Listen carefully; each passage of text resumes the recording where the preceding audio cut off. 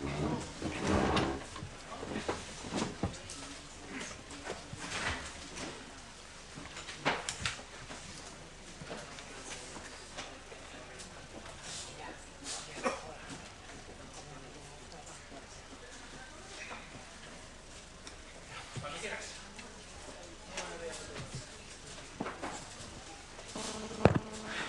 buenos días a todos. Mi nombre es Enrique. Hello, I'm Enrique Lances. I'm the Director for New Technology in Segitor, the state company for innovation and technology applied to tourism. For me, it's a pleasure to be here with you for two reasons. First of all, because we have inaugurated a new portal, which is going to include a channel for accessible tourism, and because one of the projects I'm included in is an accessible tourism project, and we've signed an agreement with the ONCE Foundation for him to help in the development of applications. And I would like to welcome you to this workshop, which is about accessible tourist destinations. And so here we will analyze the example of Ibiza, managed as an accessible city for citizens themselves and then for tourists. We also hear about the management of this issue from Madrid, in the development of Madrid as an accessible destination, also the work carried out by the authorities in Segovia and in Catalonia with regards to accessible tourism. And we have also a new initiative in Bulgaria and an initiative from the Balearic Islands. So without any further ado, I'm going to give the floor to the first speaker, Raimundo Ramos Prats. He is the councillor for tourism in the city of Ibiza. He studied business and has worked in leisure projects in Santon and Santa. In 2007, he was the director for finances in the Filigrana company, and 2010, the expansion manager for Summer Club. And since 2011, he's held his current position. I would just like to remind you have 10 minutes, and I will very politely remind you at the end of those 10 minutes that it's time to finish. And after the 6 presentations, we will have 30 minutes for questions and any other issues that people wish to discuss. So, Raimundo, it's a pleasure to give you the floor. Thank you very much, Enrique. I've come to talk to you about the experience and project of the Ibiza Town Council. It's called Paso a Paso, step by step. Sorry.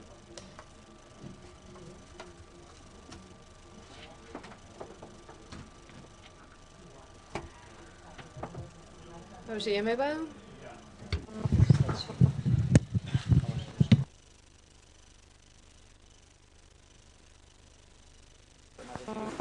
Sí, probablemente. Well, the experience of the Ibiza Council is to work to get an accessible, or to become an accessible tourist destination.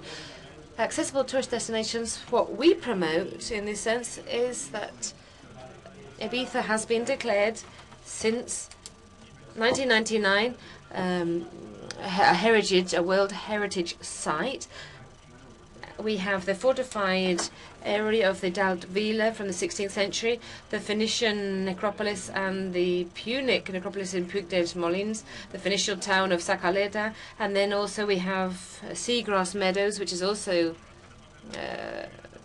heritage, human heritage. And we could talk about the different stages in the path. We have, first of all, the elimination of barriers, the improvement of services to citizens, accessibility to leisure, entertainment, and the fourth point would be accessible tourist destination. And fifthly, the dissemination of the fact that the city is accessible. So first of all, if we talk about the elimination of physical barriers, we talk about creating an accessible city by improving pavement, eliminating barriers which would give access, or which would impede access, to beaches and public areas. We have also traffic lights with acoustic signals. And we have created some awards, indeed, awards called the Seagrass Awards, to support installations or companies that support this kind of accessible tourism. We also have improved the services to citizens, so we have an accessible website for the town council. Oh, sorry, I've not been running through my slides. Well, we talked about the tourist destination, the necropolis, So now, here we are, we're talking about the third phase. Let's see if it works.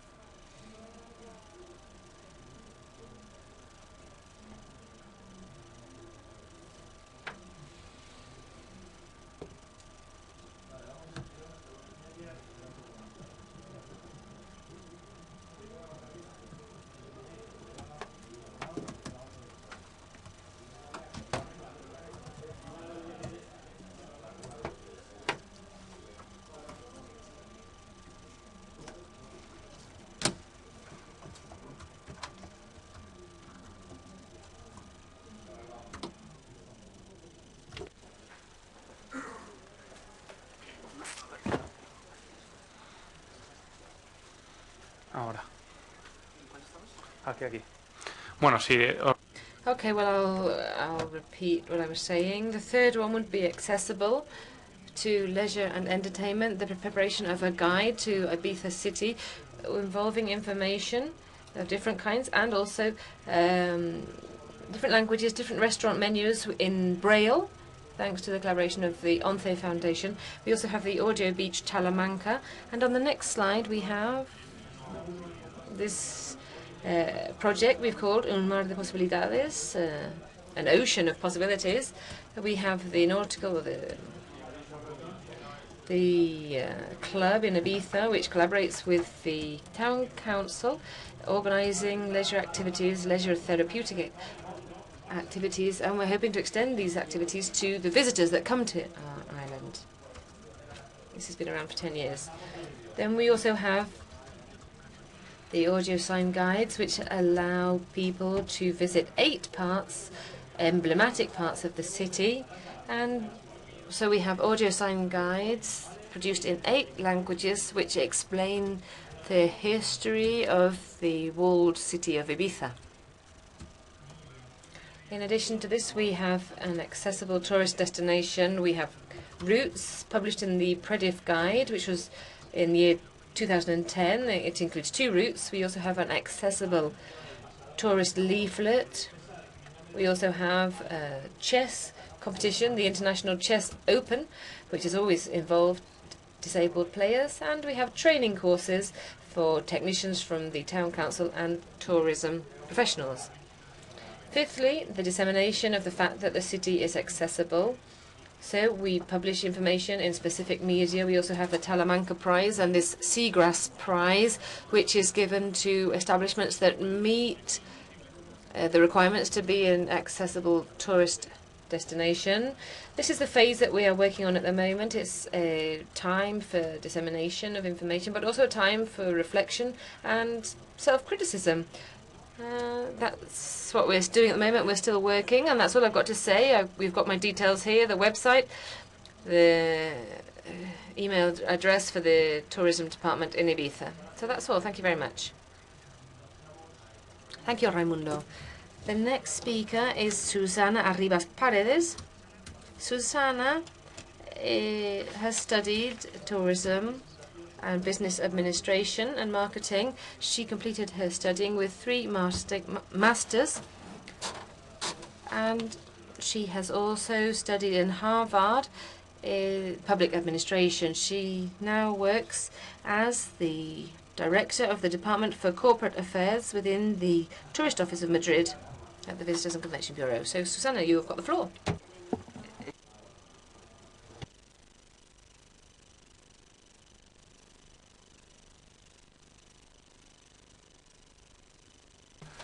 Good morning. Welcome. As you share with you what we're doing in Madrid regarding accessible tourism. I'd like to always give you a little bit of background. I think they're important. Towards the end of 2002, and just vis-a-vis 2003, because it was the European Year for People with Disabilities, a colleague came to see us, the local tourist board of Madrid, and they said, well, what do you do? What services, and are they adapted to all? And I said, well, of course they are. Our services and products are adapted for everyone. And of course, they started giving us some examples, and we realized that the greatest barrier that public bodies have are mental, our own. We don't know. We always our starting point is lack of knowledge, and lack of understanding the needs of all, and that means everyone. So we started removing the veil, this curtain from from ourselves, and the first thing we did is to get in touch with different associations. Let me see if I can actually get the slides to work.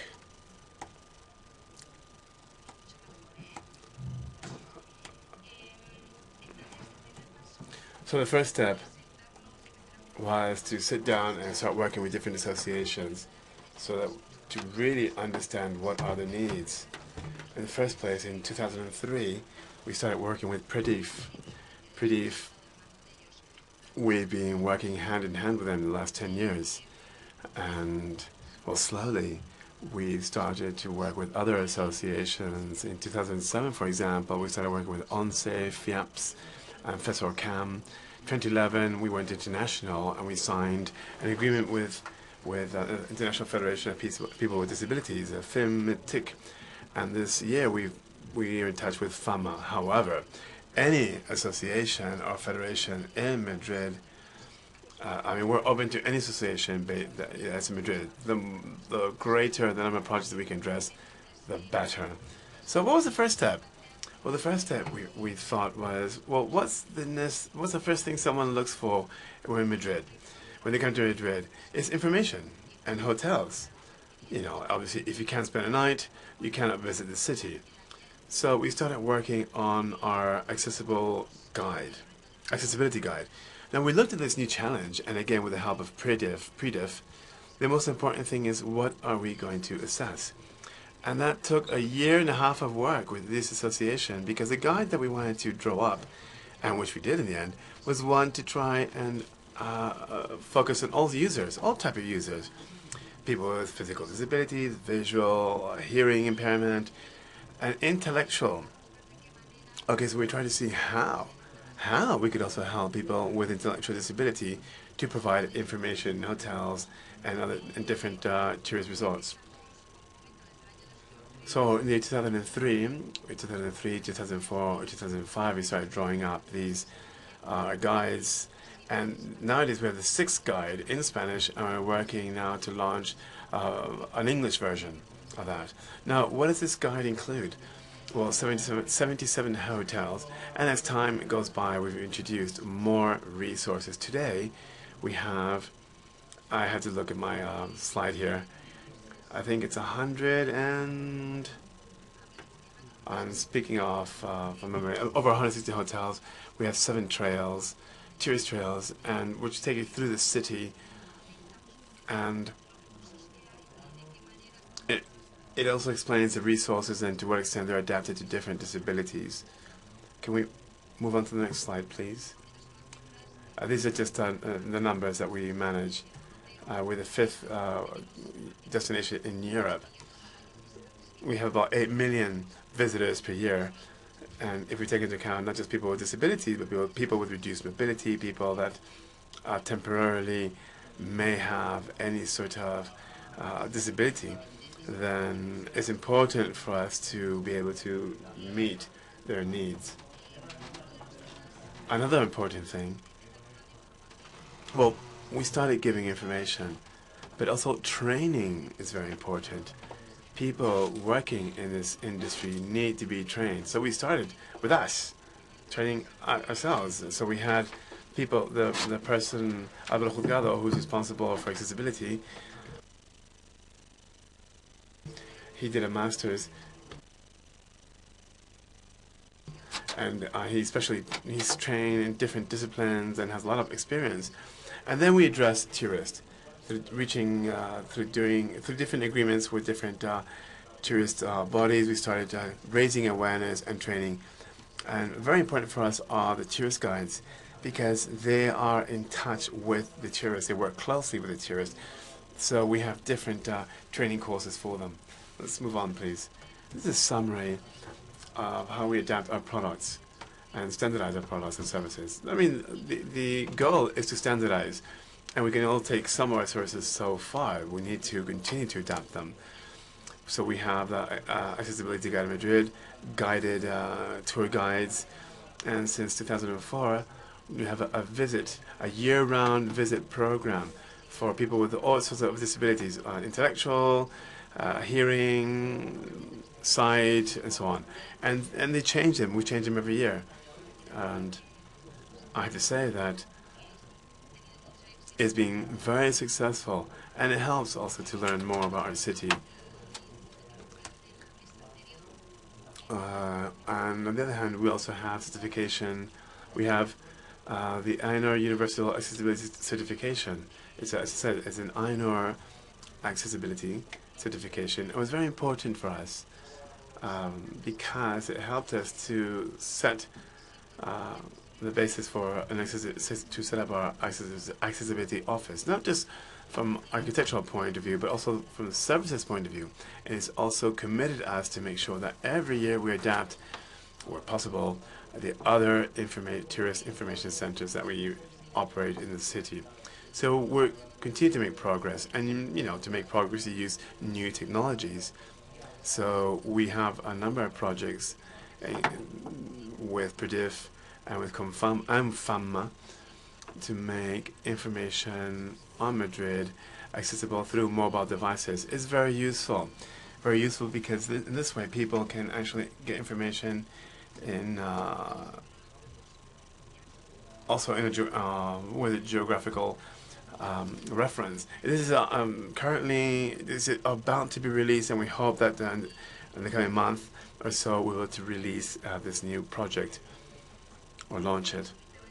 And lastly, as I said, well, training is very important. As I said, and lastly, my last slide that's it. Also very important is to do a proper campaign to communicate the services that we offer. We also, when we originally signed the agreement with Fimitic, we produced this brochure in different languages, showing all the services that we offer to our tourists, tourists coming from abroad and national as well. And we're considering now upgrade this brochure. But yesterday in dinner, for example, who was also a speaker in this conference, and this person was saying that, how quite often people don't communicate the activities and things available for people with disabilities, either because the user is not worried about it or because there's a lack of information. That's why we're stressing through our website, the production of different brochures and other technologies. We make sure that people can know about these products and services. That's it. That's all I wanted to share with you. But I can say that since 2003, we're fully committed to regardless of who's in power, there's a commitment with accessibility, and then we can keep those budgets too. So we'll continue to fight to make sure that it remains that way. Thank you very much.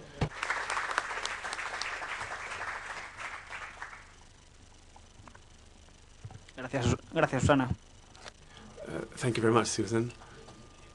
Our next speaker will be Claudia de Santos, who works in the City Hall, local council of Segovia. She's from Segovia.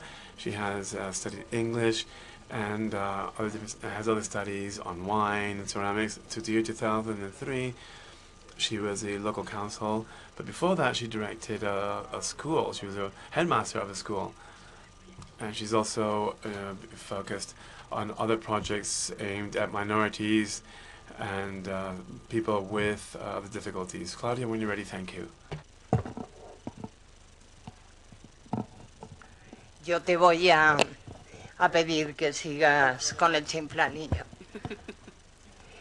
Bueno, pues nada. Buenos días a todos. Y lo primero. So, good morning to you all. First of all, I would like to express how happy I am to be here, personally, and also in my position as a representative of this small, great city. It's a small-sized city, and fortunately, today we can talk to you about the hard work carried out by a large group of people and a great deal of work in raising awareness with regards to this issue. I'm not going to... Yes. Well, what do we understand by accessibility? Because probably all of you will have discussed this in great depth, taking into account your backgrounds and your ideas, your views on this subject. The idea, our idea of accessibility is universal accessibility. And I think that there is a phrase that exists that can be used to summarize what we understand this, or how we understand accessibility within the tourism department in Segovia. Universal tourism is everything for everyone. You can see that I'm a teacher, but everything for everyone. And having said this, I have to add that we are in a World Heritage city. It's a medieval city, and I could add as well that medieval cities in themselves, and by definition almost, are cities which are not designed to be accessible. We have the example of Avila with its big wall. Segovia, in a different way, we are closed in. Historical cities, a good number of these cities, these monuments, are not designed to be accessible. So that's an initial problem in a heritage city, and I would like to congratulate our colleague from Ibiza, because I said earlier that there is work to be done in the city, but also in the group of World Heritage Site cities. There are a group of councillors. They often come from town planning, but there's a mixed group, and they work on this issue. And what I'm going to tell you here is the result of this double work. But I'm going to concentrate above all on Segovia.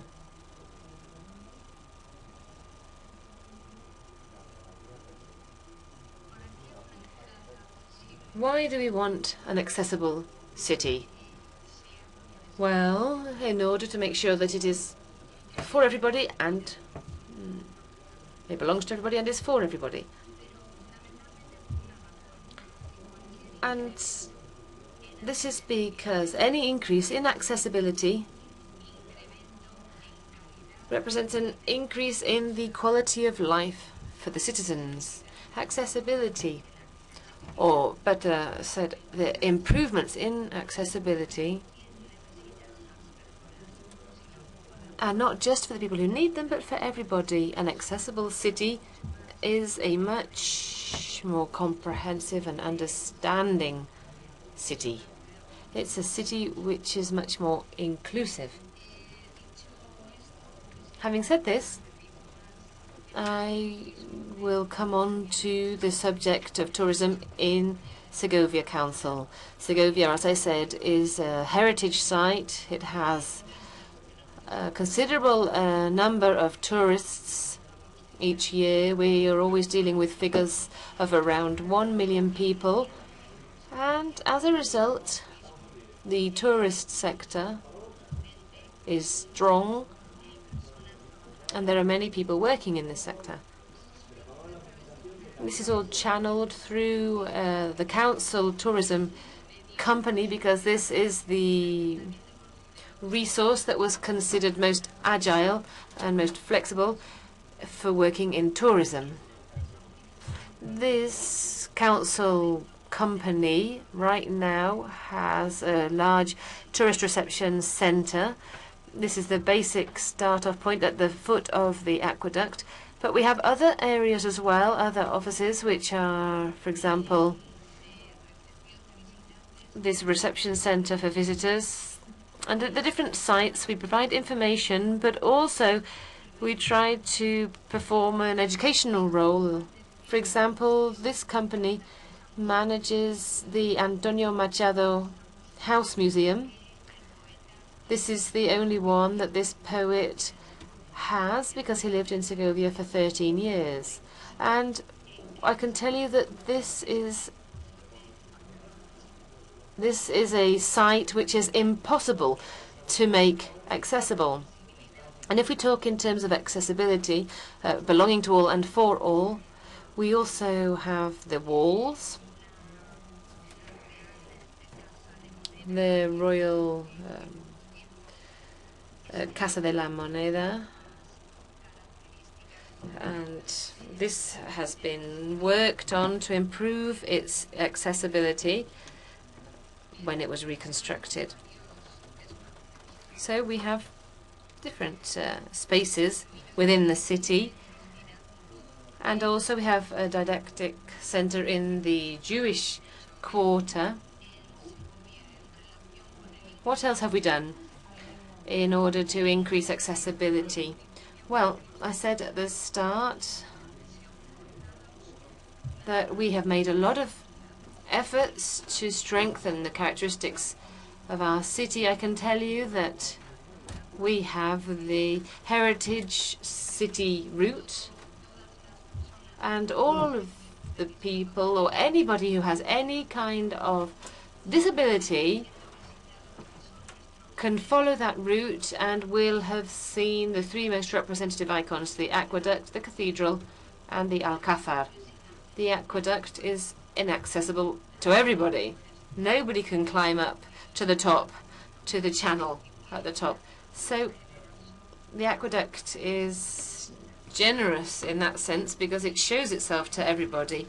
And where we have problems in viewing it, or when we have problems, we try to make up for this.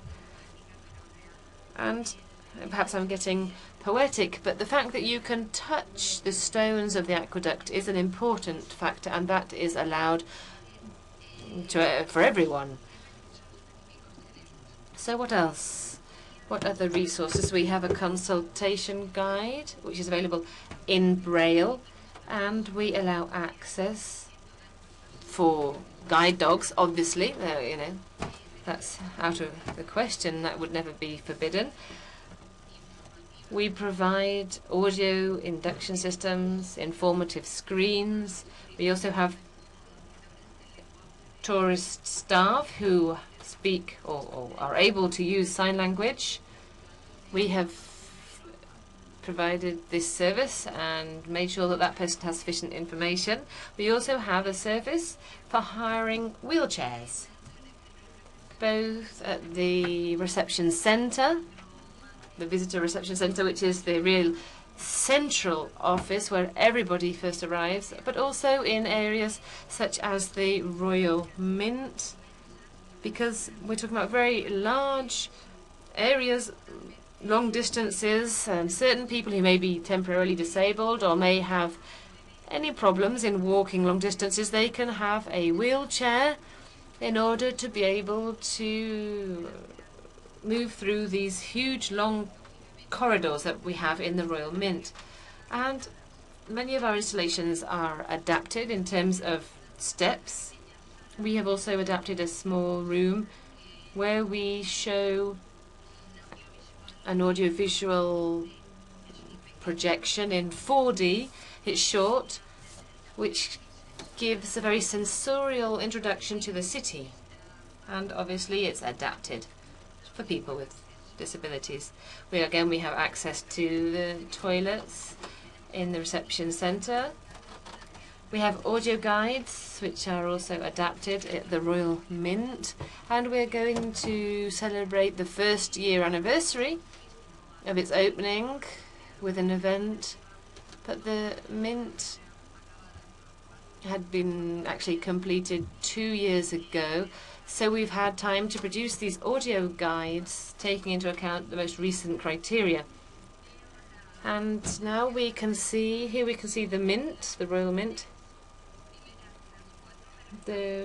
Apart from the audio guide, obviously, we've got photos there of the Royal Mint.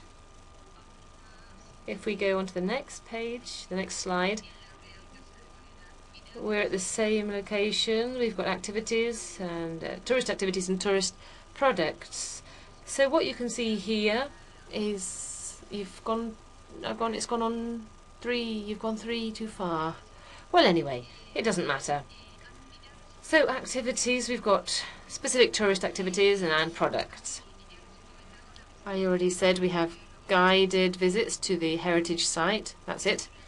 I just want to say that the first visit of this kind was very moving. I think it took place 4 years ago, because the activity in question was a celebration on the World Heritage Day. Segovia belongs to the Organization of World Heritage Cities in addition to the city groups, and we know that at that time there was a conference going on in Quito with all of the cities, and we were there and starting off in this adventure, and we devoted or dedicated that day to awareness.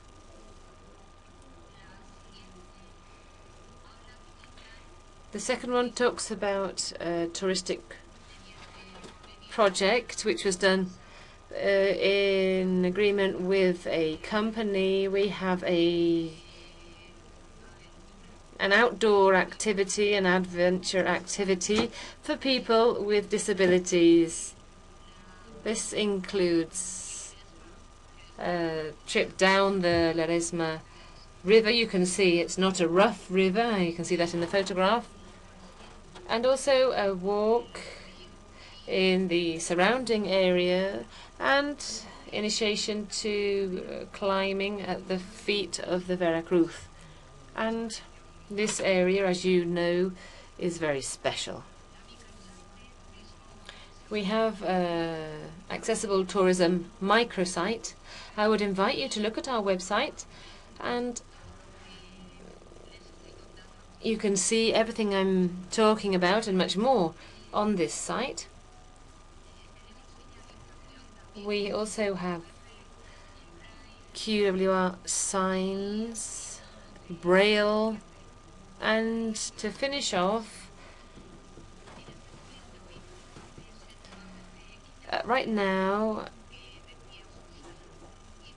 and following on from what Susanna mentioned and the work of reflection on a day-to-day basis and reacting to the people who come to our centres, and all of us who work in tourism, we talk about the sector, and after a lot of work with the sector, we can say that now we have 4 offices for offering adapted tourist information, 10 hotels with adapted rooms. And you mustn't forget the scale of the city: 20 restaurants, bars and cafes which are accessible, 25 restaurants that have a Braille menu, 12 monuments, museums and exhibition rooms which are adapted, 100 reserved parking places, and in Segovia parking is a real adventure in itself, not a high risk but perhaps high patience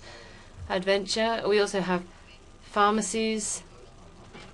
So we have gone beyond what's normally strictly understood as the tourist sector.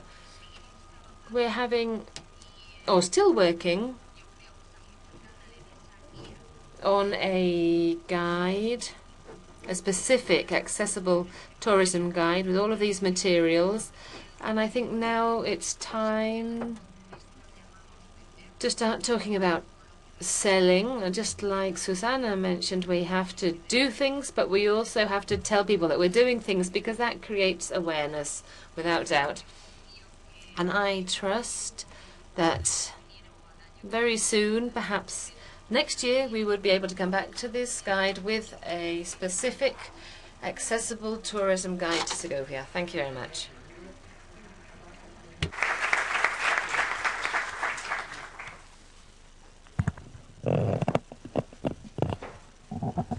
Muchas gracias, Claudia. Thank you, Claudia. Our next speaker is Diego González. Diego González Velasco is one of the most well-known experts in Spain, Europe, and also in Mexico. He's an expert in accessible tourism. He is an advisor on accessible tourism for the Catalan Tourism Agency, which belongs to the European Network for Accessible Tourism. And in this sector, he has been awarded the Silver Award of the Hamburg Festival in the 2013. He also received recognition from the World Travel Market in London in 2012. I'll give you the floor.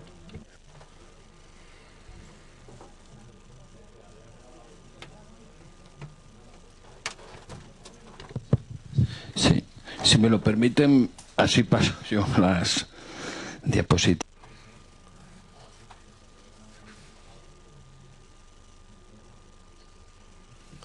Okay. Well, first of all, I'd like to thank the organizers of this Congress on behalf of the Agencia Catalana de Turisme and the regional government of Catalonia. Thank you for your invitation. And I suppose the first thing I had to try and see if I can get this thing to work. Okay, so the first thing I wanted, I guess I should start by saying how the regional government approached accessible tourism. For 7 years now, the regional government is committed to work by positioning Catalonia as the accessible as an accessible tourist destination. The offering of Catalonia is done through an agency, the local tourism agency, that somehow along is one of the strategic lines of action, not just a specific one, another line of action, not just one specifically, but another one of the whole set of lines of actions that we have is accessibility, accessible tourism.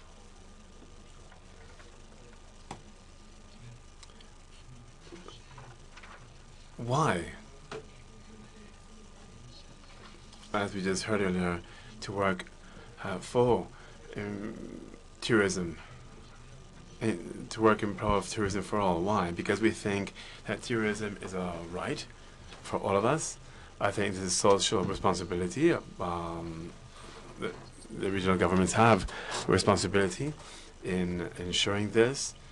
And in other words, we have to work in tourism for all. And we believe that tourist accessibility is an intrinsic factor in the quality of our offering. You can't consider quality without addressing accessibility. An image. Our destinations are important, and the image that we give is important for all tourists, all the visitors. So an image without any exclusion to any sort of person, to any people, helps develop that destination. Accessible tourism is also a way of differentiating your offering from others. And of course, it's very profitable. I'd imagine that you've already spoken about this, that the tourist with a disability is also a tourist, and so they're also profitable. So we started working based on these premises. And how, from what point of view? Well, we focused on the different destinations. Catalonia is a large region with a lot of tourist destinations, and the idea wasn't to develop inventories of hotels or just inventory of different tourist sites, but rather to identify tourist destinations that could meet the requirements of tourists when they travel. I'm not just talking about a tourist with disability, I'm talking about any tourist. So in the past 7 years, what we've done is identify 24 destinations and routes or trails that are accessible. So how do you choose one of these sites? Well, it depends on who is depends on the tourist, whether they're interested in culture, beach, whether they want culture, nature, other sports activities, wellness, leisure, entertainment, food and wine tourism. These are different motivations why a tourist might want to go somewhere. It's not the accessible hotel that makes the tourist want to go to a particular destination. So once we have identified these drivers, we look at the locations and we verify the availability of tourist facilities, be it restaurants, hotels, what have you. And at present, we have 19 destinations, 5 trails, and over 1,300 tourist resources identified in these areas. As I said earlier, we started from integrated view of these destinations. So we have to have transportation, there has to be accommodation, and there has to be access to the tourists' resources available in these areas. I can highlight some examples. For example, we have over 100 beaches that are accessible. I can't give you the exact number because that changes year to year. And as you know, the beach season is being delayed in Spain. We don't know when we'll be able to go for a dip. But anyways, those are the beaches we have so far. And the main reason, following the main theme of this Congress, which is access to historical and cultural heritage, what are we doing in Catalonia? Well, our museums, collections, and monuments, what we're doing is investing to provide accessibility for all visitors, including those with certain disabilities, but always with the idea of including all of them. We're not considering an approach for people with a disability. It's for all. In some monuments, particularly museums, we're developing activities aimed specifically at people with intellectual ability, intellectual disability. But with respect to visitors, from a visitor point of view, it's just another tourist that has this opportunity as well. I have another slide I'll show you in this regard later on. What we're working on now is a concept that we call a reasonable adjustment for, in the case of heritage or in the case of other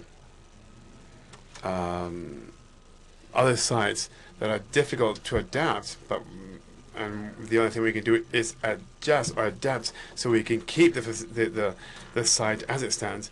Then it has to be done. It has to be done from a point of view, from a different point of view of what we call the reasonable adjustment. You know, how far can we adjust? There are some cases where certain sites will not be accessible to certain people with disabilities because it's just not possible. But we can take other groups, other people, for example, people that are blind or people with hard of hearing. We'll see some examples of this. For example, the World Heritage in Catalonia is quite rich in almost all the monuments, and the city in Tarragona, which is a World Heritage site, they consider accessible tourism from the very beginning, but we include also the limitations that we have when addressing accessibility to some of these sites. We can see an example here of how we start working for some years now on, for example, enabling accessibility to the contents of a museum. Accessibility is quite often has already been done, the physical accessibility, but we don't want to stop there. We want to take it even further. So we're working now in extending accessibility to other disabilities, blind, hard of hearing, etc. This accessibility to content is done how? How do we do this in Catalonia? Well, for example, some museums enable people to touch either the real piece of art or a reproduction. Pieces with a lot of, for example, panels with relief. And then we have those audio tour guide with a description of the facility. also sign language, and the transcription also of the audio guide in different languages, so people that are not familiar with the sign language, and people with so other people can also visit the museum. The sign guides as well. And a very specific case is a company that develops guides in Barcelona. Among other services, they offer a sign language guide. It's not a specific company in this group, but they have their sign language interpreters, and they also have people that have been trained in audio description for people, for blind people. So we're taking it beyond the architectural barriers presented in these historic sites. Another project that was developed by the agency, the tourism agency board in Catalonia, I'll speed up a bit, is, for example, the Santiago pilgrimage route, which goes through, part of it goes through Santiago, goes through Catalonia. But then why not make it accessible? So the agency or the board decided to make 400 kilometers accessible. The 400 kilometers of that pilgrimage route that goes through Catalonia, so anyone blind or deaf can actually use it. And it's a system that enables you to download it to your mobile, and you can listen to it, and it helps you walk through this route. La Pedrera, for example, just a few years ago, it was impossible to go to the roof, anyone with a physical disability, and now you can. And now they also have sensorial modules. This means that's a part that anyone can visit. It's not just for blind, where anyone can touch, feel, and experience the shapes on how Gaudí designed everything. The Palaguel is an example of rehabilitation. This monument was just recently opened, well, reopened, I should say. And from when it was rehabilitated, we took into account accessibility.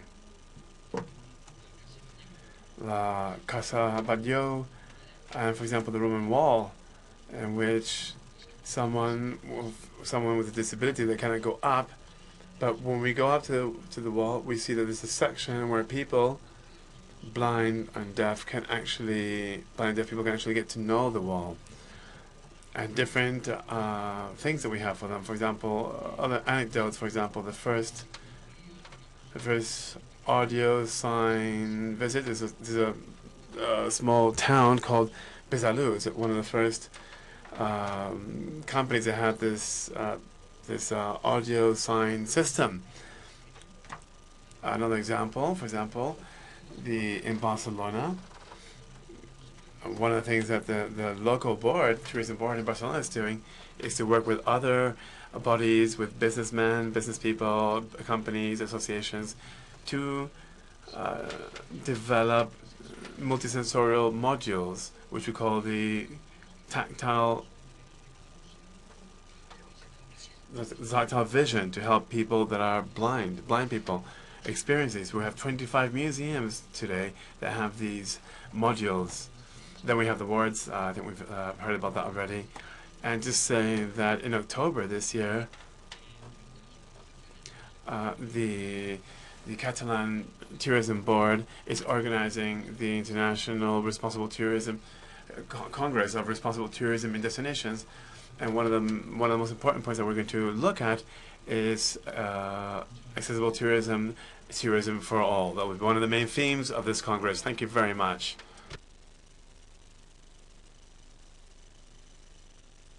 Thank you very much, Diego. Our next speaker is Jana Elenkova. Jana has worked in accessible tourism since 2011, and at present she works for the Bulgarian Tourism Board, and she works for the Cluster for Accessible Tourism, and works also closely with other European bodies and with C-Bank as well. Jana graduated in European Studies. He has a master in European projects and has a master from the university, and speaks four languages. Any Spanish by any chance?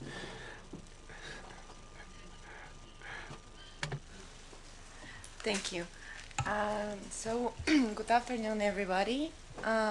First of all, I would like to congratulate the organizers on doing this event and for inviting me here.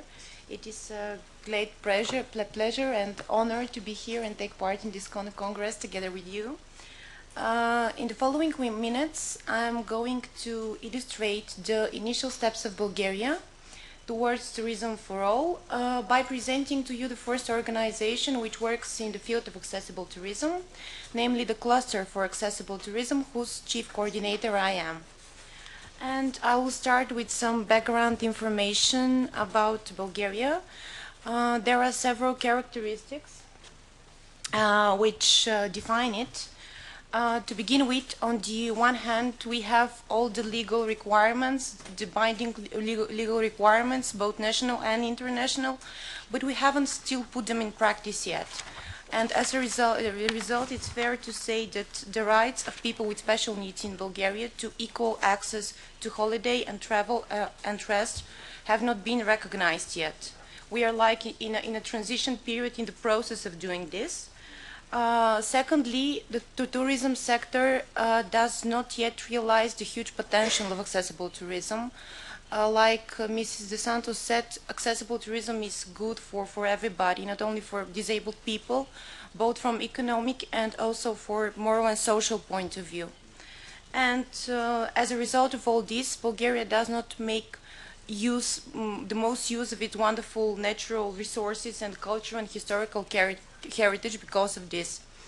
And motivated by the willingness to change the situation, the Cluster for Accessible Tourism was founded in 2011 when 11 companies from the business, 2 NGOs, and 2 physical persons were united in a cluster with the aim to develop and popularize accessible tourism in Bulgaria with the brand Bulgaria for All. Our chairman was inspired by one of the presentations of Mr. Ivar Ambrose, the managing director of INAT, the European Network for Accessible Tourism. And soon after that, we became members of INAT and of the UN Global Compact as well. And the mission of the organization was to enhance the accessibility level of services, environment, and information for people with special needs, and to make the country more attractive destination for everybody, of course. And you can see on the next slide, you can see our members now. They are from different sectors. They represent almost the whole tourism chain, but they are different companies, but they work in a cluster organization. They are motivated and united by a common goal to achieve this accessible tourism in Bulgaria. And our first success followed soon. A major project under one of our operational programs in Bulgaria, financed by the European Regional Development Fund, was approved. You can see the name of the project. And actually, this project stimulated a lot the work of the cluster. It supports the creation of an official website, the implementation of several awareness-raising campaigns and information materials, and it also allowed the administrative body of the organization to take part in several exchanges, good practice studies, where useful contacts were made, and huge and vast experience also was gained. And having received more experience, more self-confidence and international presence, we soon started to popularize the benefit more openly, the benefits for accessible tourism, both for the business and for society, to popularize Bulgaria as an accessible destination. We started to study the needs of the clients of accessible tourism via marketing analysis. We started to consult the business about improving the accessibility. We started to offer expert help in the field of accessible tourism, and also to help other organizations which attract European financing in the field. For example, we were invited as guest lecturers to several trainings in Bulgaria under other projects in the field. our chairman will assist our Ministry of Economy, Energy and Tourism with implementation of the project National Contest Eden Accessible Bulgaria, financed by the European Commission. And we also participated actively in the development of a project for universal design. And together with one of our members, Antea, tourist agency Antea, we've developed several tour packages which are very appropriate and open to people with special needs. And the most important thing about the tour packages was that we wanted to achieve something real and to show real results to our members, because we knew that we are in the beginning. We knew that we have problems. We knew the situation, what the situation was in Bulgaria, so we concentrated on the resources we had. So the first package is called VIP Bulgaria for VIP guests. It's a tailor-made package made according to the preferences. Yes, to the preferences of the client. The second tour package is called a Spa Week in the spa capital of the Balkans. It's our city of Belgrade. It's a package for elderly people and people with not that severe disabilities, which is concentrated on spa procedures, nature, peacefulness, and traditional cuisine and music Bulgarian. And the third package is called Horses and Fun in Sofia. It's a tour package especially developed for children. It focuses on communication with animals, horse riding, and learning traditional Bulgarian crafts and music. And the next package, which is under development at the moment, is called The Tastes of Bulgaria, because we have a lot to offer. And one of our biggest achievements so far is the fact that the organization is the initiator and main coordinator of Bulgaria for All. This is the first international golf tournament open for people with disabilities in Bulgaria, which will take part in September this year. And the idea behind this tournament is to promote golf as a suitable destination for everybody, because it turns that it is. And in Bulgaria, in particular the region with its abundance of natural, cultural and historical heritage, as an attractive destination for accessible tourism. The event will be the first of its kind to take place in Bulgaria. The concept of the tournament is to form 15 to 18 national teams, each consisting of one disabled player, a representative of his country's embassy in Bulgaria, representative of the golf course. We are doing the event in Pirin Golf and Country Club, and an additional fourth member who is either a local celebrity or young person. And the core concept of this tournament is to put the stress on the word togetherness, because every team represents it, apart from the differences inside the teams. And we have an official consultant of the tournament. His name is Nino Aurabach, and he's from the European Disabled Golf Association. He visited Bulgaria last autumn, and he was impressed by what we have done. And so we had been working with him for half a year already. And the idea has been warmly welcomed by all the embassies and organizations in Bulgaria and internationally. And in conclusion, this is the website of the golf tournament and pictures of the heritage of the region. In conclusion, I would like to say that we realize that we are in the beginning. There is still much to be done and a lot of hurdles to be overcome. But in our opinion, the most important thing is that there is an organization which is working in the field and which is trying to make the tourism in the country in synchrony with the European and world social values regarding people with special needs. And now the term accessible tourism, it's not very popular, but at least we are trying to do something, and people realize and they help support, understand, both from economic and from more of a social point of view.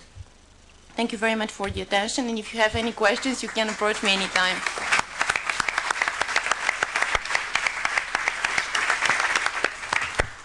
Thank you, Jana.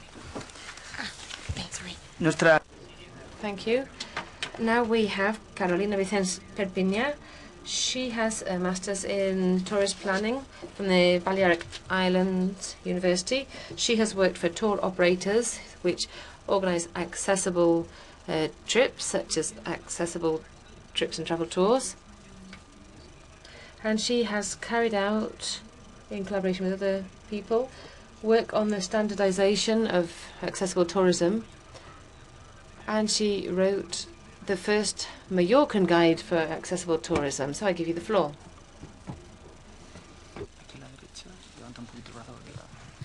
Hola, buenos días. Hi. Hello, good morning, as Carolina said. Thank you very much for... My name is Carolina. Thank you very much for joining us and to show you a little bit about the Balearic Islands and the services that we provide locally and how we go about it.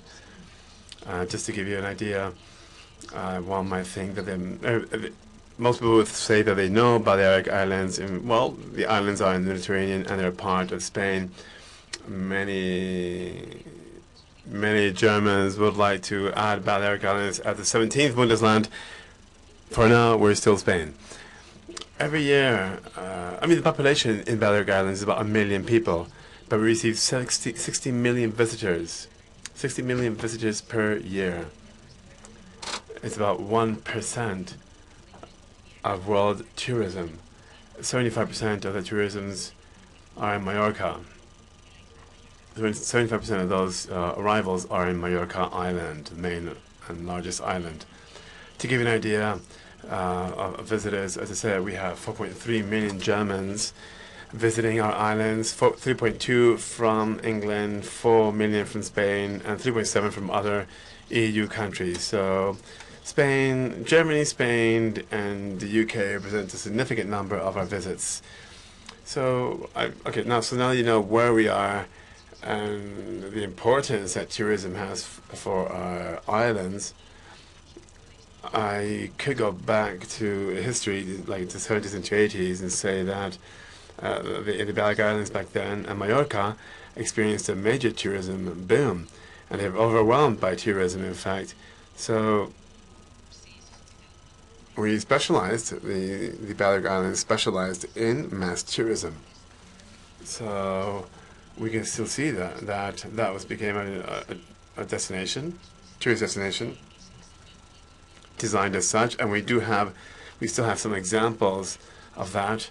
But it was designed for middle class or the average tourist. That doesn't really exist. The average visitor doesn't really exist. But that's how the 70s and 80s tourism developed in Balearic Islands. In the last decade, we wanted to know more about our visitors, what are their interests, what are their needs. So we started creating products for the different tourists. So we have, of course, we have cruise ships. Beaches are very important, but golf, culture, and incentives is also very important. So this was another step. And our challenge is, next step, to understand other things. For example, the 40% of our visitors are over 50. So the people that came in the 70s and 80s that made this destination so rich and so important are now aging. So this is the next challenge for us. So how do we go about this? And what opportunities do we have the islands for this group? So of course there is a diverse demand for tourist services, and we have to be able to provide appropriate response to the different demands. So let me give you an example. I think my colleague already did it for Ibiza, and we have a specific example for Mallorca. I can say that at present that thanks to the public and private investments, we've been able to close the chain of tourist services. Let's bring a full range of services from information.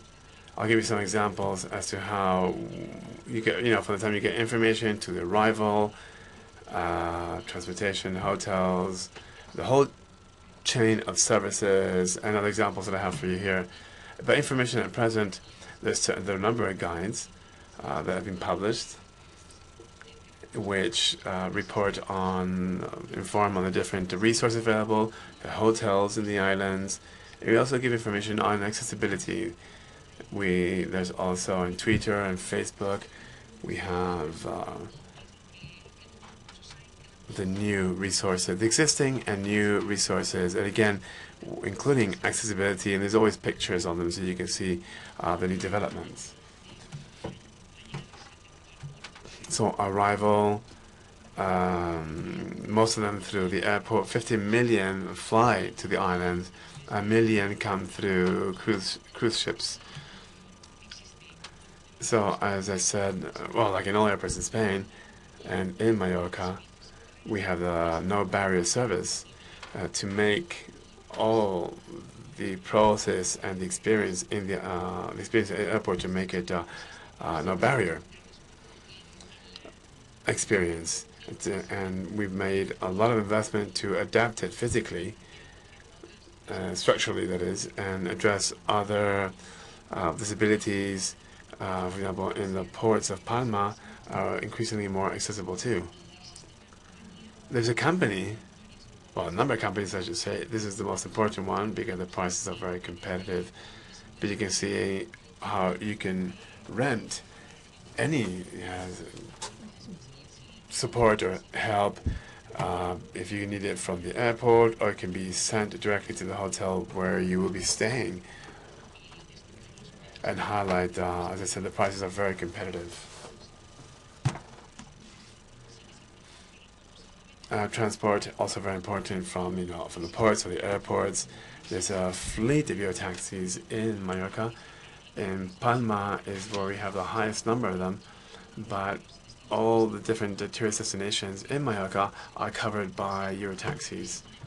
There's a company as well with all sorts of buses, small and large, the high quality finishing, exterior and interior finishing, where they've invested heavily to adapt them for different disabilities. The buses, as you can see, are completely accessible with new technologies. We have the Palma city sightseeing is accessible. It's a low-lying, it has an upper deck, but a low-lying ground floor, and audio guides to help you meet, know more about the city, and takes you to the more remote sides. For example, the castle that I'll talk to you about later on. Hotels. Increasingly, there's more and more investments, particularly in the last 2 years, reforming and preparing hotels in the islands. Let me give you a couple of examples. There's a lot, in fact, that you can follow, and you can see that in the guides and Facebook that we inform on. This, for example, is a wonderful hotel with amazing views, and the management within the hotel, and bookings, and people with physical challenges or other sort of disabilities. All these points have been addressed. The rooms are all accessible. They have jacuzzis, and all the bedrooms are exactly the same. There's indoor and outdoor swimming pools, accessible, all of them.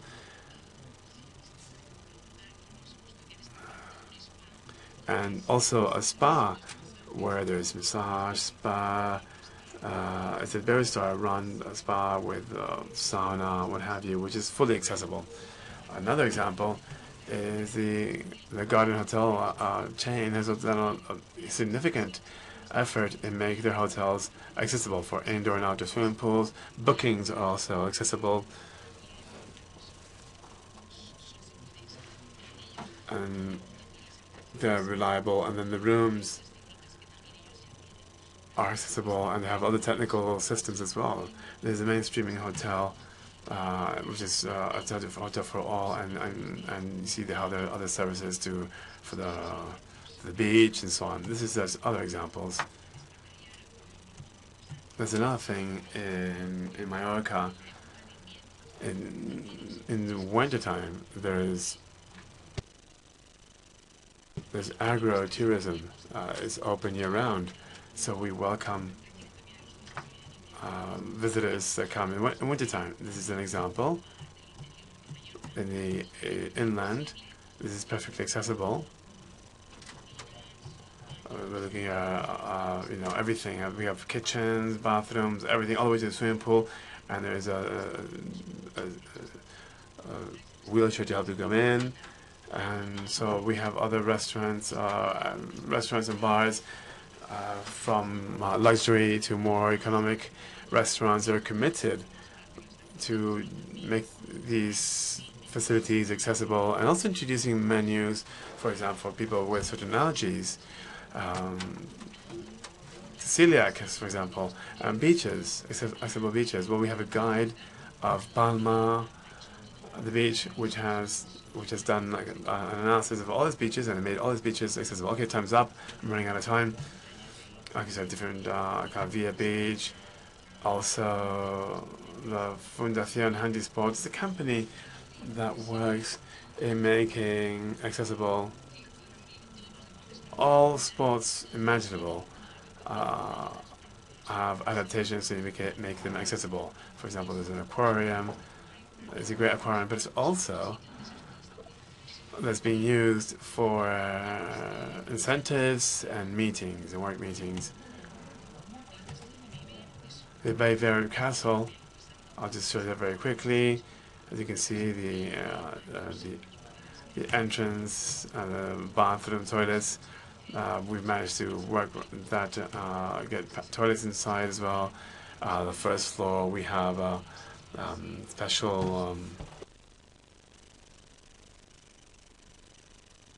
special devices to raise platforms to raise the people in wheelchairs, and other systems. As you can see, we also have audio sign guides. In the cathedral, again, we also done a lot of work in the interior of the cathedral to make sure that the accessibility. A national park that is now accessible, Sierra Tramontana, and this World Heritage Site, thanks to this Gillette seats, is also accessible, and of course,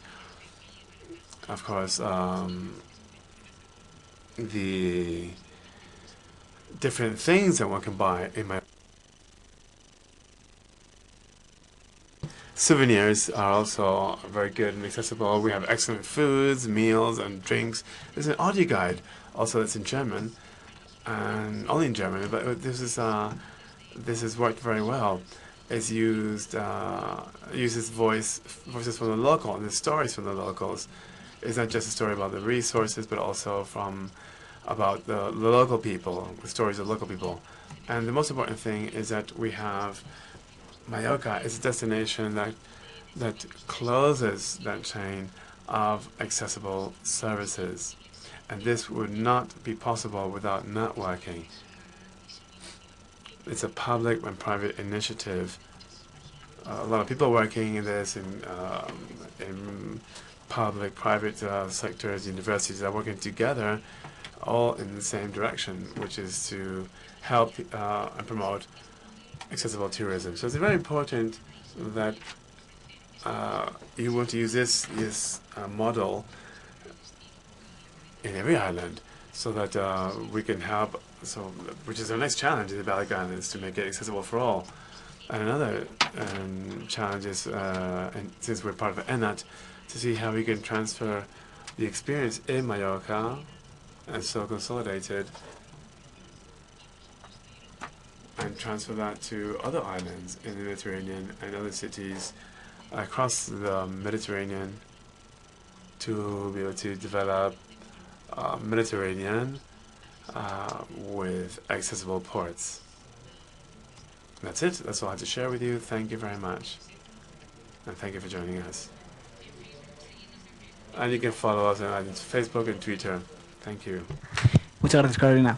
Thank you very much, Carolina.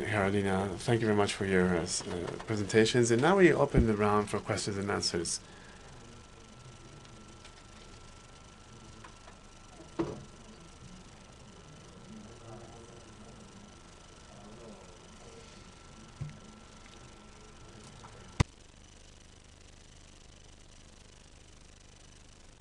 Good afternoon. My name is Alfonso Fuges. I'm an architect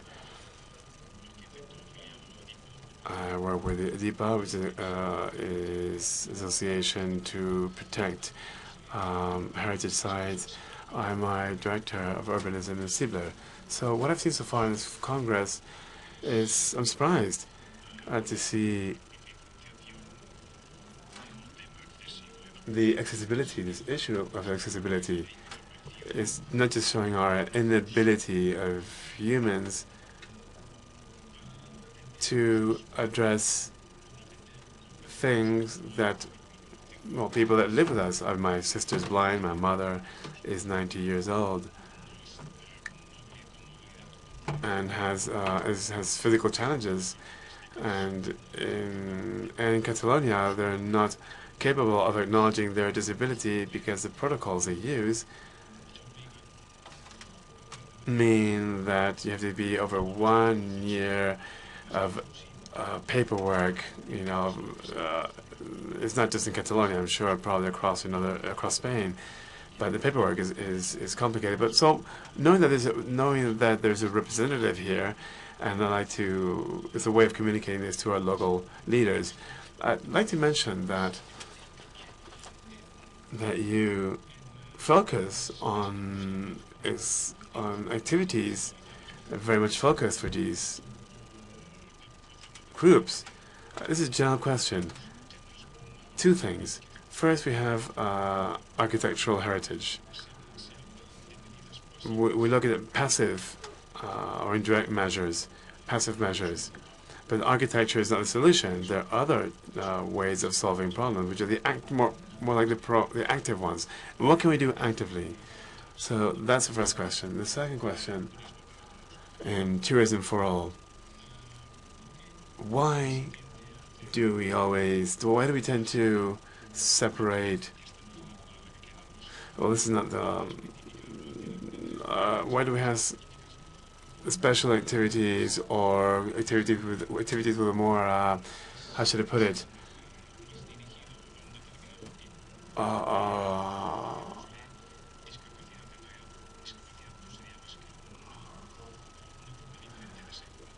You know, of working specifically for certain types of disabilities. Have you considered developing activities where people that are not disabled and are you considering people with disabilities and people without disabilities to work together to sort of meet in the same space? I know it's a challenge, but that's part of the research we have to do, and that's what we're here, experts to give you solutions. Thank you very much.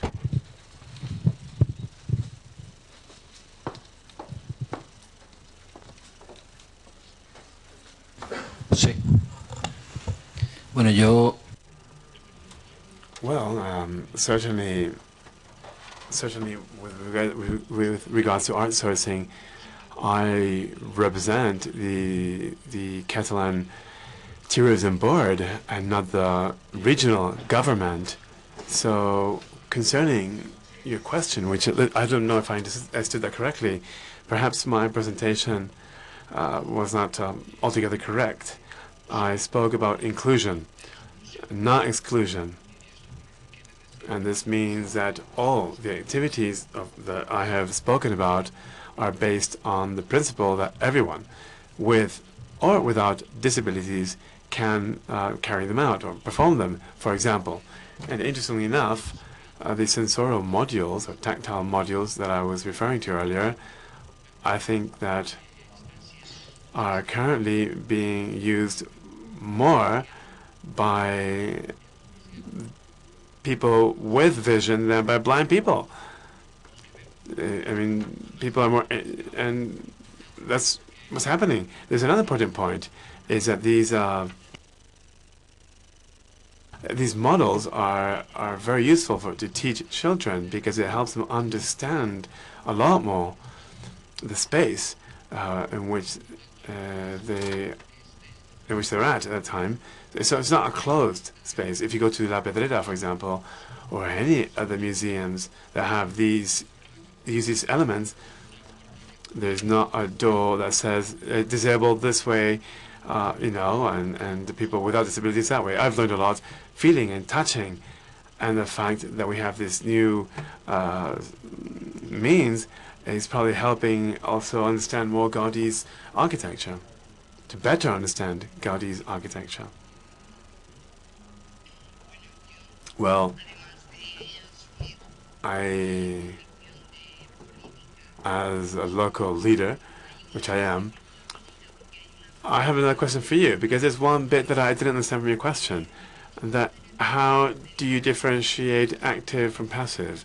Because I'd imagine that you want to go beyond adapting the architecture for disabled people, but I didn't quite understand what you meant. Yes, by passive measures, I mean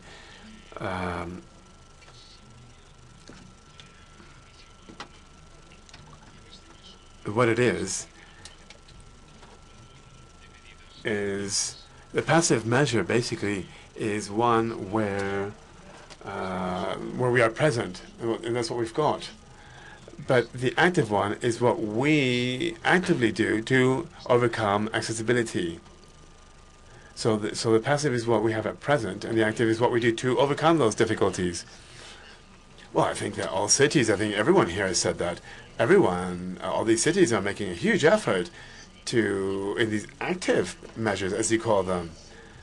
Nature is passive, and is not adapted. Nature by itself is not accessible for all. And we do active measures, implement active measures to make it accessible. We have to use our resources for that. And we use non-tangible and tangible assets. And perhaps the more difficult resource is the intangible one. I like what Susanna said of removing these mental barriers that we have, because I think the worst barriers are the barriers we have in our heads, and that's a very important effort, something we need to do, because our cities are the results of different developments over hundreds of years, and at different cultures living there. The political or technical situation can enable you to modify that which is modifiable, assuming you have resources. But if those barriers, those mental barriers, do not disappear, there's no policy or politician or leader that will be able to adapt a single monument or even driving for it. When the time comes that we can raise awareness to make sure that any improvement in accessibility is an improvement for all citizens, I think will take a huge step forward, and that applies particularly to leaders.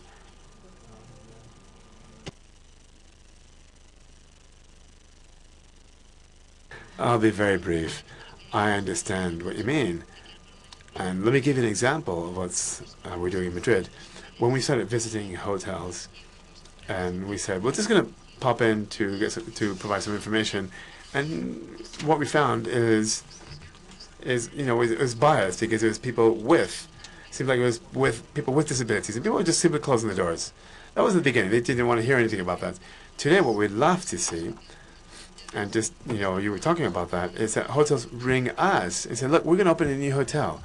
Can you please come and help us so that we don't actually develop any barriers? So I think in the last 7 or 8 years, there's been a lot of hard work in raising awareness. And now people want to address these things from the very beginning. That's what we do from local and public bodies.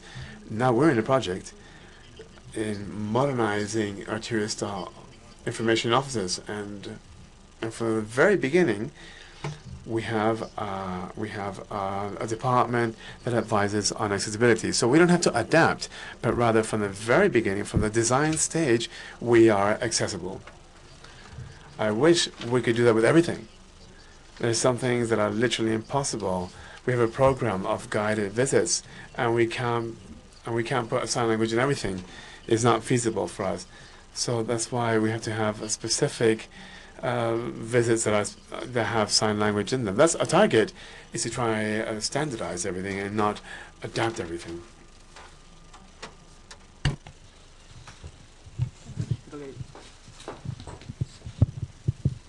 Hola, buenos días.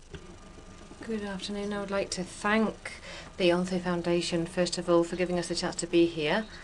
And secondly, I would like to ask two questions. One is related to what you have all said, what was very interesting with regards to accessible tourism.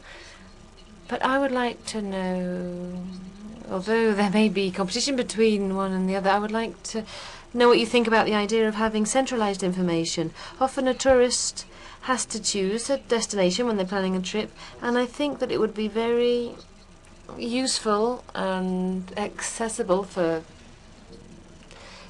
people to have the resources to find all of this information about accessibility in a centralized way. Perhaps, Enrique, you're the one who could maybe answer this point. And secondly, this is specifically for Susanna, because, well, I've seen that in the other places they have dealt with restoration, more or less. And I mean, if a tourist doesn't have anywhere to sleep, often we may just go and come back on the day, you know, do a day trip. And I would like to know whether you are looking at restaurants, not so much hotels, but just restaurants for people that just go for the day, for example.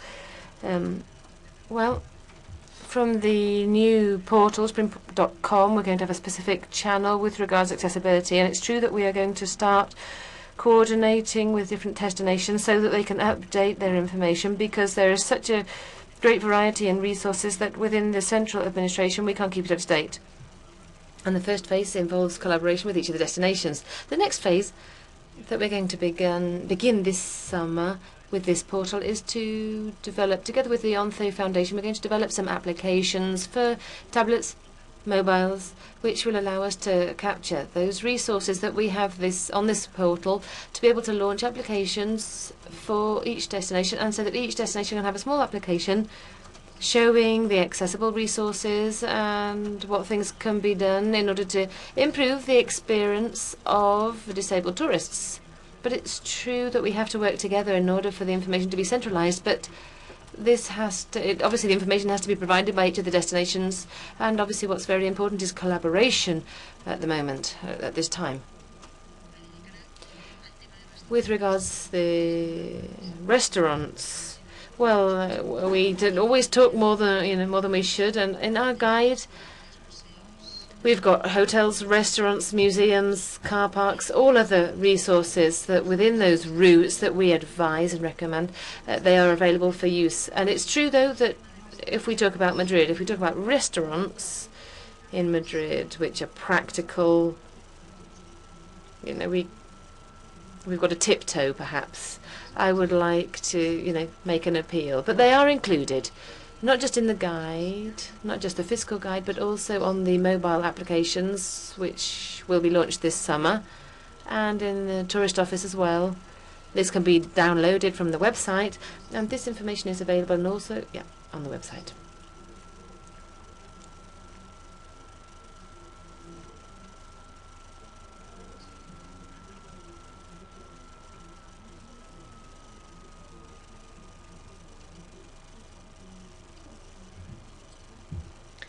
There's an important issue with regards to what you said regarding the standardization of information, we could say.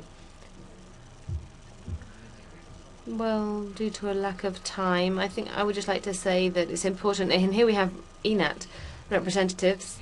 I think it's important that all destinations must participate in European level initiatives that are being implemented, because tourism is a globalized activity above all. I could give an example. For example, in the Catalan tourist agency, when we talk to an English person, we're not talking to an English person. You know, we know that our low bathtubs, which are legal, are not accessible because he may need a rolling shower, for example. And this is important. Maybe with Sagitor, I think we need to make sure that we're all talking the same language, because even within Spain, perhaps, because our 17 accessibility regulations at a regional level may mean that somebody that comes to Spain needs to bring 17 different accessibility guides.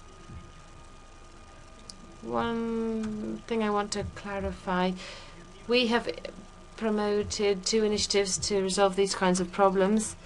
Within the pilot experience, we have 11 pilot destinations, and they are helping us a lot with destinations and with museums, and we share initiatives between the different regions so that there can be collaboration, and the different regions can provide their experiences or their knowledge with regards to these discrepancies in the different regulations. So it's true that we are tending to converge, tending towards the standardization.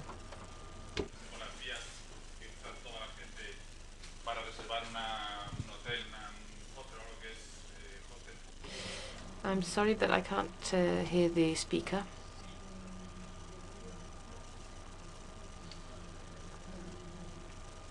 I'm sorry, we can't hear the question in the booth.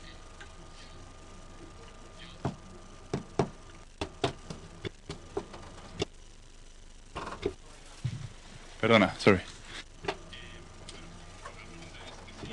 Well, the question is whether the most accessible route that everybody uses, Hostel Booker or Booking, all of those reservation sites, couldn't they have an extra tab, saying, well, so we allow pets, we have a pool, etc. They could add to those tabs. There could be a tab that would open up, which would give space for all possible disabilities. And I think that's the most accessible way of doing it.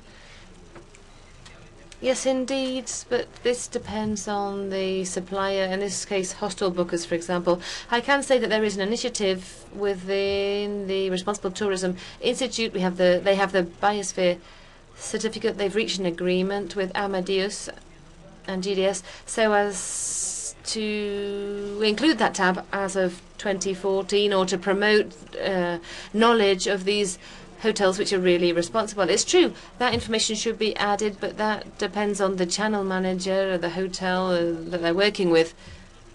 I personally believe that if we talk about accessible tourism, I don't know how this will sound, but I think accessible tourism has to disappear as a concept. I'm not sure if I'm going to explain myself clearly, but accessible tourism exists because we are working it's an incipient idea. We're starting, we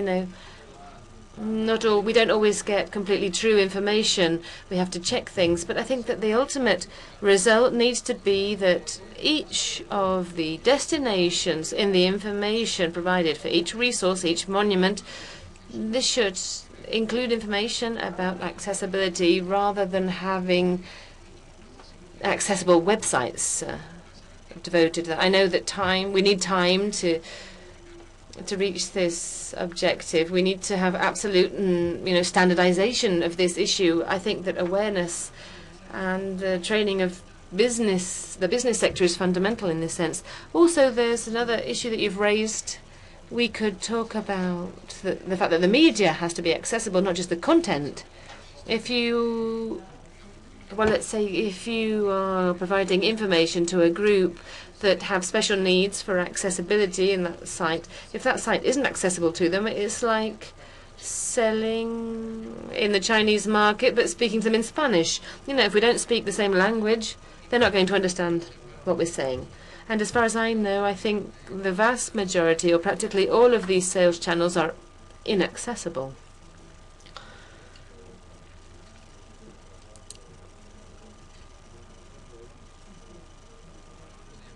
Good morning, good afternoon. My question is for Carolina, because there are 2 issues that have caught my attention. Yes? Okay. Shall I stand up?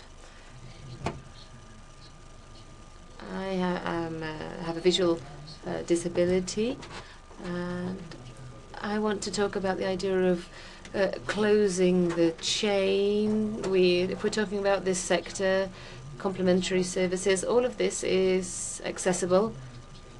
Have you achieved this? If we talk about networking as well, on the websites, tourist companies, small companies, have websites, and they're all, fragmented, and bringing them all together in one portal.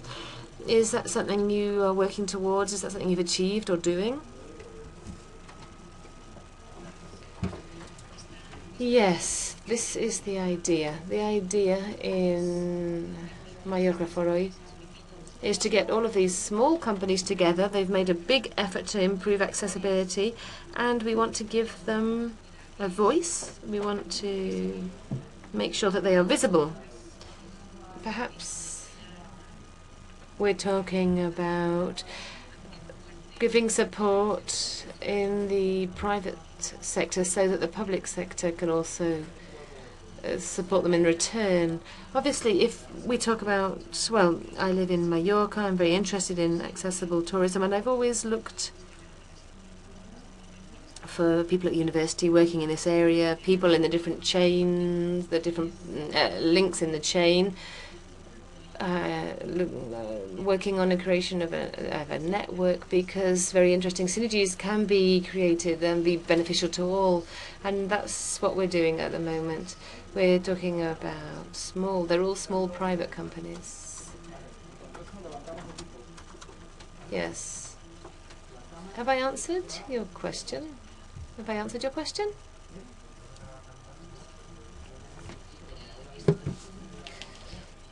Yes, the subject. What's the question exactly about the chain? Well, the subject of this chain, well, we talked about in Mallorca, you have resources, you have transport, and complementary services. So you said that it's all about closing this chain by means of awareness, so that everything is really accessible. All of the services should be accessible. I don't know. It's impossible. Yes, the experience we've had in Mallorca, my particular experience, has involved learning a lot from tour operators who have worked for a long time. They want to send groups and people to Mallorca, and they work. This has been from working with English and German tour operators. They're the ones that look for these resources. From working with them, we've been able to come into contact with companies working in this area. And right now, the public initiative undermines the efforts being made by the private sector. That's really the problem. It needs to be dealt with if we talk about accessible tourism in the Balearic Islands as a strategic issue for this destination.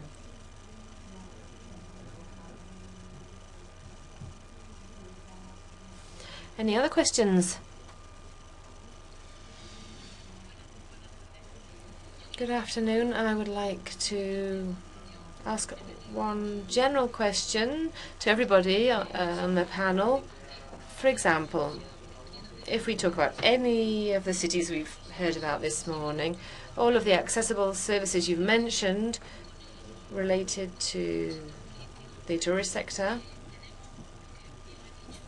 we have, like Carolina said, we have a kind of chain of accessible services which isn't completely self-contained, but the cities,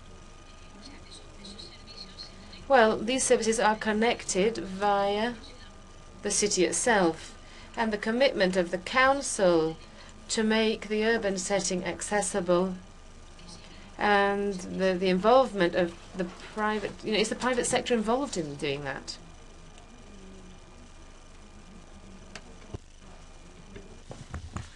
Bueno, gracias por... Thank you for that question. I can talk about our specific experience in Ibiza. The first thing we did was to work on the architectural barriers in the city before promoting accessible tourism to business people. We gave an example to the business people so that they would be encouraged to take measures.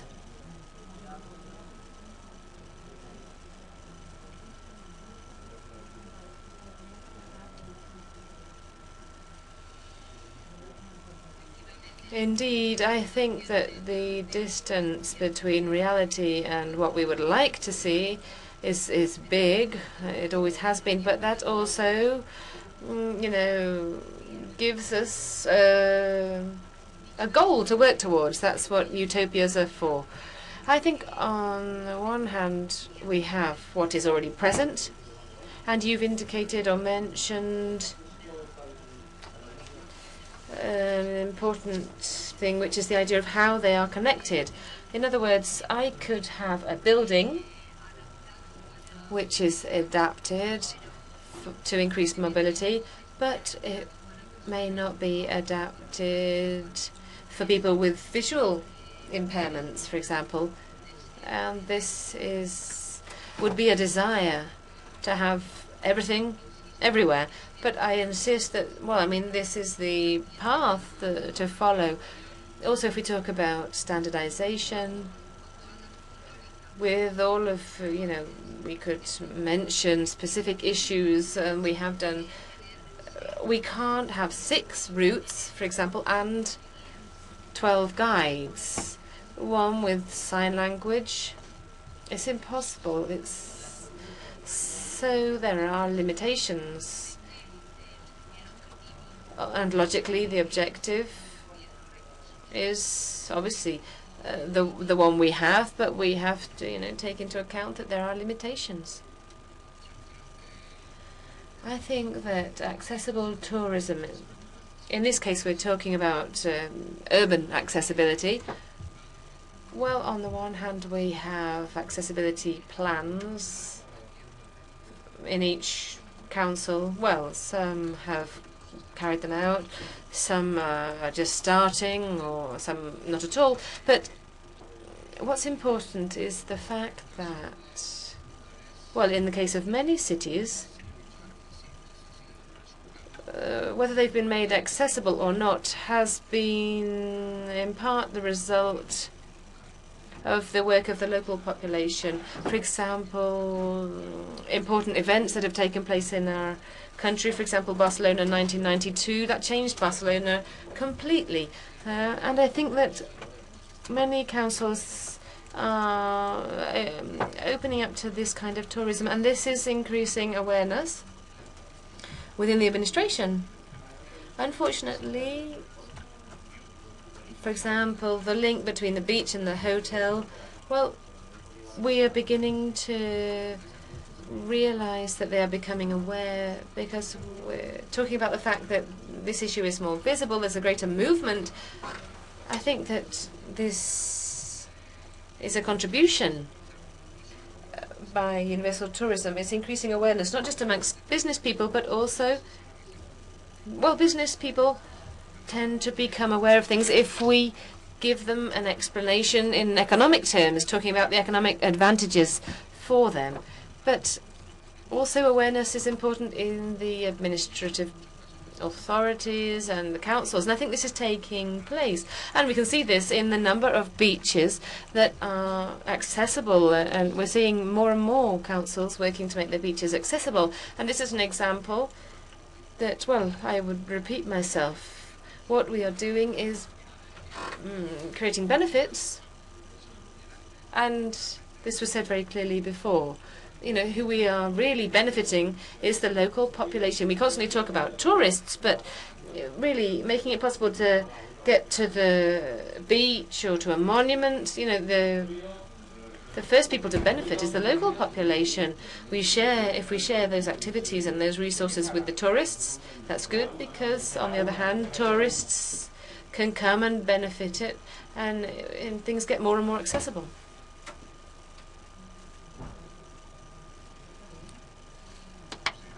Good morning.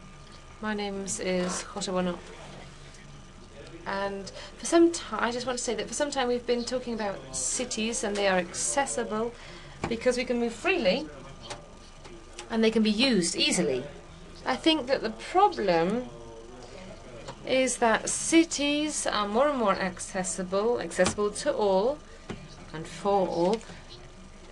But we have an issue with this idea of them being easy to use. There are some countries that are very well pedestrianized. They don't have architectural barriers. But then you want to go to a shop or a cafe, and it's a problem to be able to use them. And then we have to take into account, that there are hotels that say they're accessible, but then when you get there, it's not quite true. The easy use of cities is something that's not been achieved yet, and I think it's very good to talk about World Heritage Sites. I mean, that's all very well. And it's true that cities were made for young people, not for, not everything was made for all age groups. And cities can be used, well, this idea of cities being used easily. Well, if we talk about post offices, hospitals, everything in the city should be easy to use, and I think that there is a lot to be done in that sense. Que además de darle Well, indeed, you're right, and I have to agree with you. There's not much I can add to that. Well, this is what Diego was saying.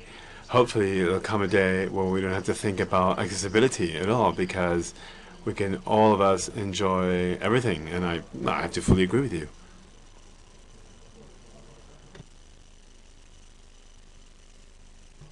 I'm from Canada, and an organization that started something called the Accessible Road, similar to an accessible destination. And we have had problems with establishments that are not accessible, that we would like to be part of the road, and they just don't have the funds to become accessible. In order to make your accessible destinations, did you get any sort of funding either from government or private venues?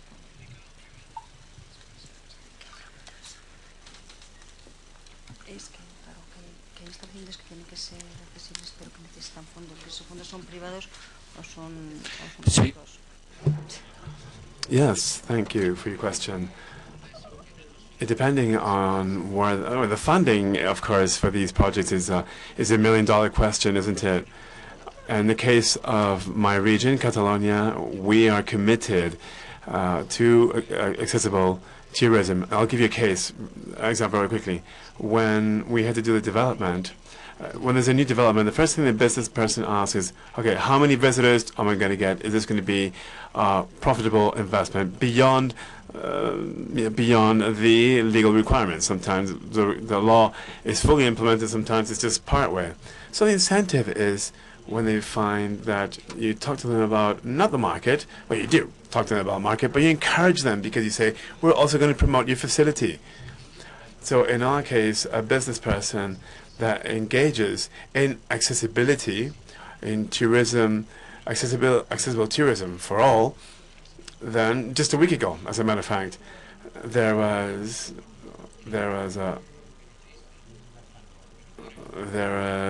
have visitors from the UK, journalists and so on. This is being paid by the regional government to look at the accessible product.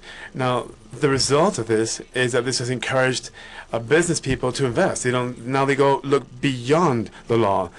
For them, they see it as a business opportunity, which it is, because it's a market segment that nobody's tapping into. But indeed, most of the financing is private. In our case, we encourage them. There are some aids, some lines of assistance. Some of the ministry as well provide some certain level of aid. The EU also has some assistance. All right, well, there's not that many, as a matter of fact. But it's important to say that a lot of this financing from the EU and also from the regional governments, the autonomous communities, and local councils as well, a lot of these assistance or aid are aimed at facilitating accessibility. And I want to highlight that. What happens is that more often, some cases where we find that very few have actually applied for aid. I don't understand why, but this is a fact. Well, in the end, what happens, I don't know if this is politically correct, actually. Probably not. Anyways, what we find, what makes this work in the end and to make this law viable, in other words, we need to have a demanding law. Because it's important, because it's a service, and we have to be, there has to be enforcement, but abiding too. People have to abide by the law.